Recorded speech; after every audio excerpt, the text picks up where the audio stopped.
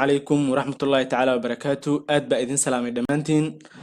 halka iga daawanaysaan waa Sunrise 252 fadlan haddii channelka ku cusub tahay ku soo dhawow subscribe saar si aad u hesho muuqaalada sidoo kalena gambaleelka furo si fariinta ay ku soo gaarto markasta aan muuqaal soo gelin muuqaalka maanta wuxuu ku saabsan yahay disk quota waa maxay disk quota maxaa loo isticmaalaa disk quota muxuu sataraa notepad aan soo furnaa marka ugu horeyso disk quota disk quota fartina yartaan jeclahay waa idin soo dhaweynaya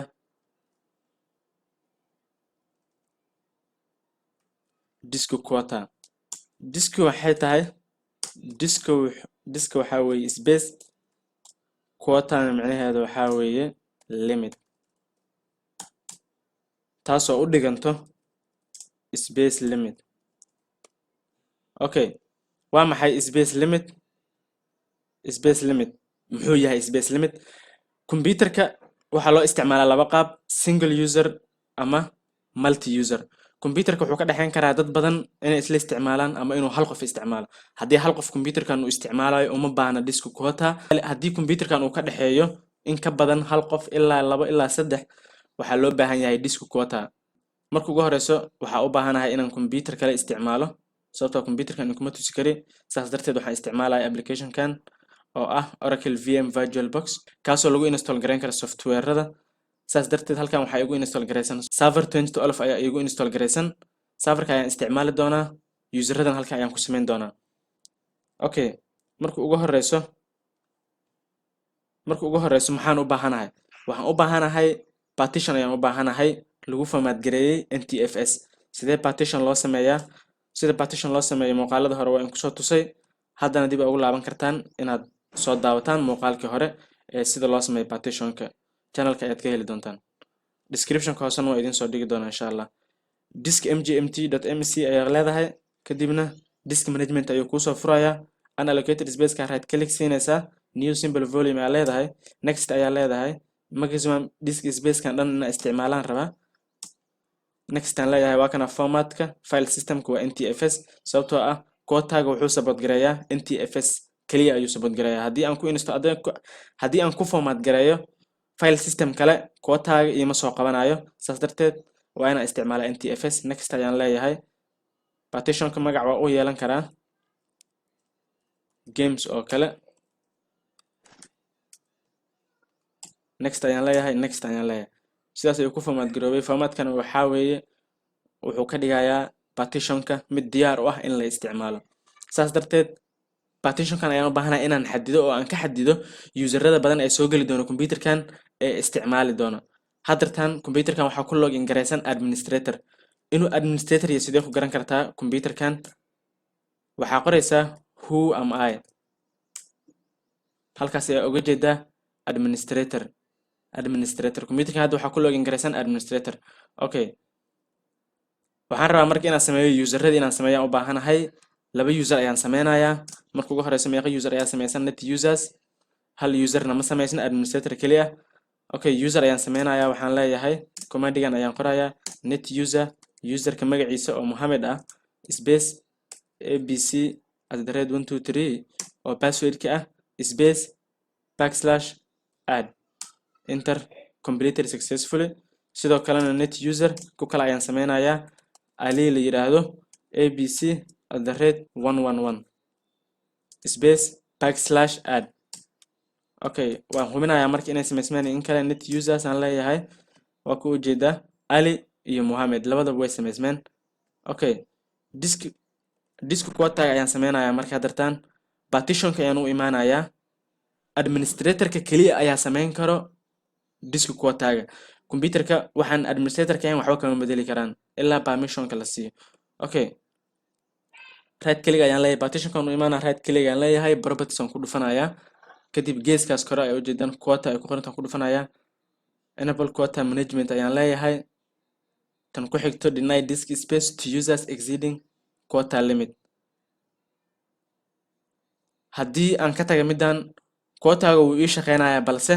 inta aan u cayimay in ka badan way isticmaali karaan wax micno ama yeelanaysa marka waa inaan u diidaa marka userka uusan isticmaali karin inta aan u cayimay space-ka aan siiyay kaliya inuu isticmaalo wax ka badan uusan isticmaalin waxaan jeclahay inaa ila fahanteen tig ayaan siinayaa quota interest ayaan ku dhufanayaa quota ayaan ku dhufanayaa haddana new quota enter ayaan leeyahay user kasto quota enter ayaan u sameynayaa magaciisaan qoraa check names aan leeyahay wuu isoo qabtay waa user sax ah kadib limit disk space aan leeyahay intaan u ogolahan ku qorayaa meeshaan 15 GB set warning level buu leeyahay 14.5 si haddii markii 14.5 uu gaaro oo u arko userka inuusan isticmaali karin intaas in ka badan 15 ka badan inuusan isticmaali karin yani ogeysiis ayaa la tusayaa ah in 15 ka badan uusan isticmaali karin okay aan leeyahay kadibna sidaas ayaa nooga baxay haddana waa kusoo laabanaya quota aan leeyahay new quota entry userki kale ali ayaan leeyahay check names okay aan leeyahay limit disk space asagana waan siinayaa 20 GB ayaan u ogolahay bas inuu isticmaalo midkan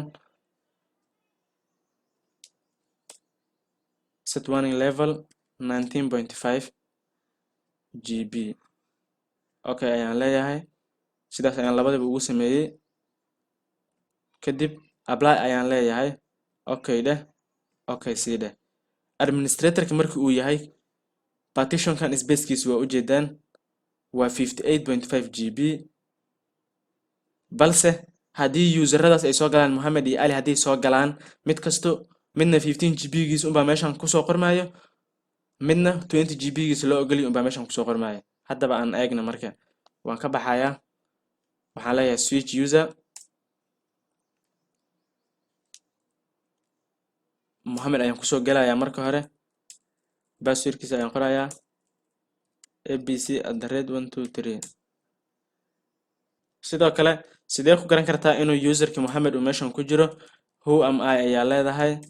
sidaas ayuuna kugu sheegayaa Mohamed okay waxaan imaanayaa partitionka imaanayaa kadibna halkan waxaa uga jeedaan 15 GB ga kali ah oo aan u cayimay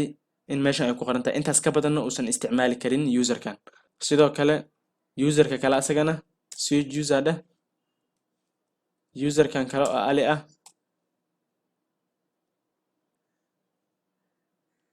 sidoo kale user alina 20 GB kaliya inuu meesha ku soo qoro ayaa loo baahan yahay 20 GB ayaa loo ogoliyay asagana wow sidoo kale asagana 20 GB aan u cayimay kaliya ayaa meeshan ugu qoran intaas ka badanna muu isticmaali karo disk quota-ga waa sidaas ayaana loo isticmaalaa waxayna ka caawinaysaa in computerkan storage-kiisa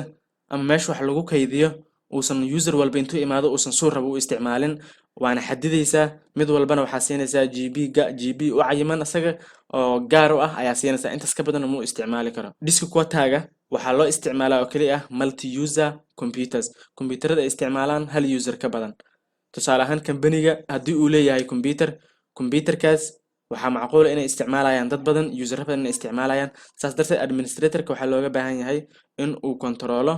dhaqdhaqaaqa computerkan wax walbana uu xadido si qof walba soo rabo uusan u isticmaalin muuqaalka halkaas ayaan kusoo gabagabeynayaa aad baa ugu mahadsantiin daawashada muuqaalka dadka heshay like saar wixii fariin in commentiga noogu reeb asxaabtaadana la share garee sidoo kalena ha iloobin inaad subscribe saarto channelka gambaleelkana aad furatid si ay kuu soo gaaraan muuqaalada aan soo gelino waxaa macquul ah inaad wax ka faa'iidid intaan ku kulmayna muuqaalka xiga waxaan inkaga tegayaa asalaamu calaykum waraxmatullaahi tacaala wabarakaatuh